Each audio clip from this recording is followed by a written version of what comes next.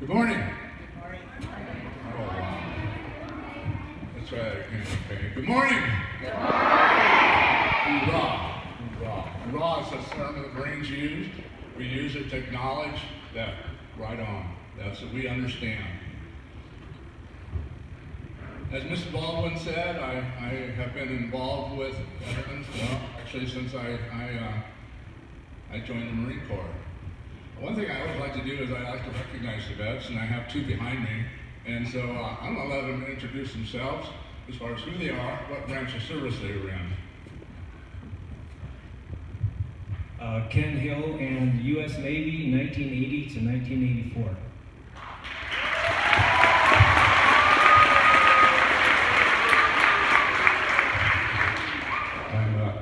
I'm Bernie Asher. I was in the Army 1967 to 69, and I served 13 months in Vietnam.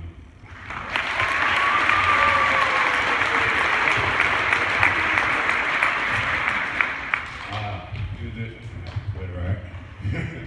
I would like to just say one thing about my service. As a Vietnam veteran, I didn't tell anybody that I served, that other than my family and close relatives and friends, that I served in Vietnam. And I had an opportunity to comment on something 15 or so years ago where I talked about it. And then I was fortunate enough, exactly 10 years ago, I was back in Vietnam, and we were doing a Veterans Day honoring with our former adversaries and stuff. And we toured from the Mekong Delta all the way up to Hanoi. We met with folks who fought alongside of us and folks who fought against us. And we had what you call reconciliation meetings and honorings and recognition of each other. And I suppose if anything ever kind of lifted the guilt that I had for the service I did over there, it was those folks telling me, our former adversaries, that hey, we know it wasn't you, it was your government. We don't hold you in any negative way. You did what you had to do for your country, and they honored that.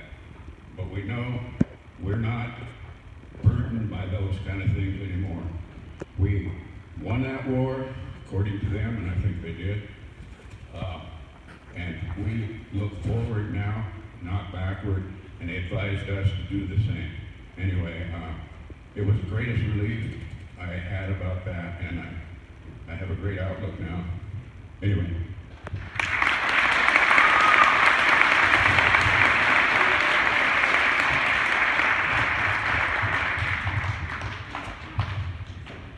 It said that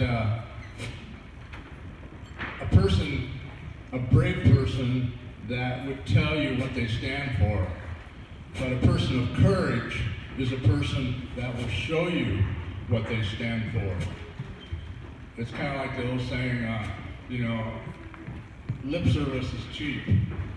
It's what the person does to reflect what they are, as these two veterans have stepped up to serve our country. I was in Vietnam as well, a little later than Bernie, but it was a different time then than it is today. Sometimes we lose track of the meaning of certain words.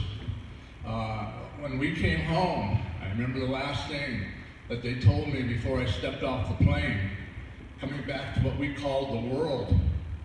And they said, before you leave the terminal, change out of your uniform. Change out of your uniform, as though it was going to make a difference. We carry ourselves a certain way, we talk a certain way, we even have haircuts that are a certain way. Back in the 60s and 70s, almost everybody had hair down to their shoulders. So it wasn't hard to recognize who the vets were.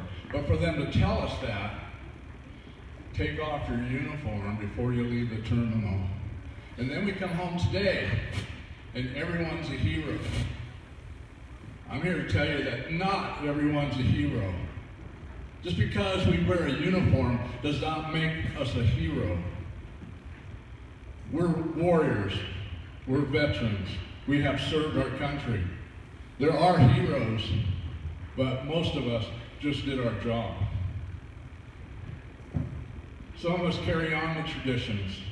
For me, it's still an honor. It's still an honor to put on this uniform. And when I do, I wear it proudly. I still adhere to the grooming standards. My mustache does not extend past the corners of my mouth. It's above my lip. My hair is cut the way it is. We are, anybody know why a Marine is called a jarhead? Maybe because somebody looks like they put a jar on their head and shaved it around? Maybe? Okay, that isn't actually it. It's about this cover. About this cover. It was actually made, it was made by a company called Ball, and they're the ones that made canning jars. And so that's where that term came from. But then we all have our pet names. Jarheads, we have dog face, we have squid, we have wing maggots, we have puddle pirates. But we all serve our country. And while we can joke amongst each other with our pet names, we also recognize the value of each of us. When we look at our flags, the flag is an important feature for us. It stands. The flags we carry into battle. We carry them into battle with honor. And there are certain formats in how they're displayed. When they're in this format here, the U.S. flag is always to the far left.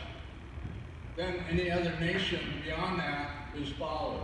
Here on the reservation, we have the Sgt tribe, which is our own sovereign nation. After that, the state. Then we go into the branches of service. We have the Army. General George Washington was the first one. First branch of service here is serving our country. We have the Marine Corps. A lot of people that are in the Navy says, wait a minute, the Navy came ahead of the Marine Corps. And that's true, they did. But then at one point, the government said, what do we need a Navy for? So they disbanded it. And after they disbanded it, then they brought in the Marine Corps. And then they didn't have a way to take them anywhere. Now, for any of you that have looked at our website for Walking for the Fallen, you'll see that my path went across the top of the United States and dipped down and then came up to the Vietnam Wall. And that's where we always hear the sailors and the airmen saying, that's why we took you everywhere you had to go, because there was a shortcut up here you missed. But for me, I had to go down, and I served with another Marine that had cancer, and he was down in North Carolina, and I had to walk down there. The walk took me 5 months, 26 days to go from Seattle, Washington to the Vietnam Wall. And I averaged somewhere in the neighborhood of 20 miles per day.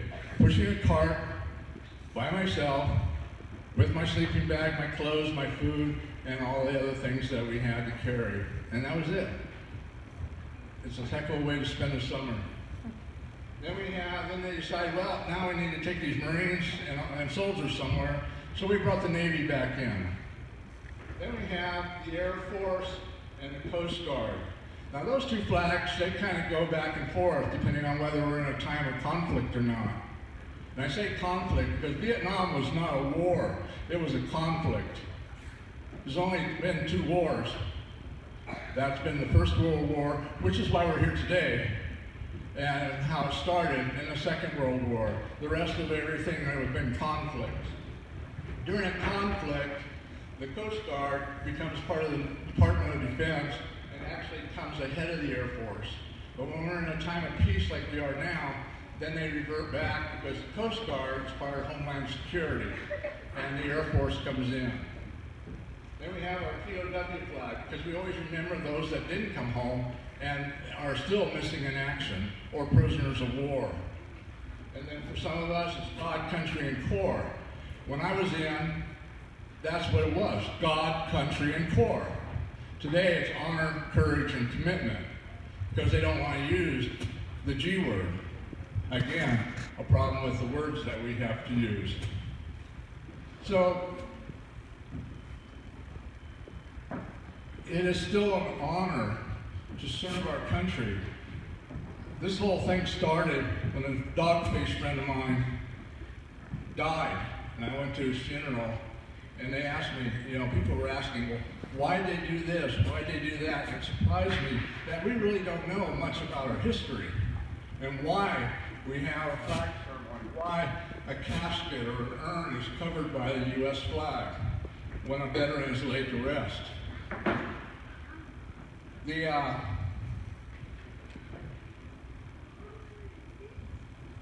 I felt the need to get back on board and try to explain this to them, trying to bring back why we do things.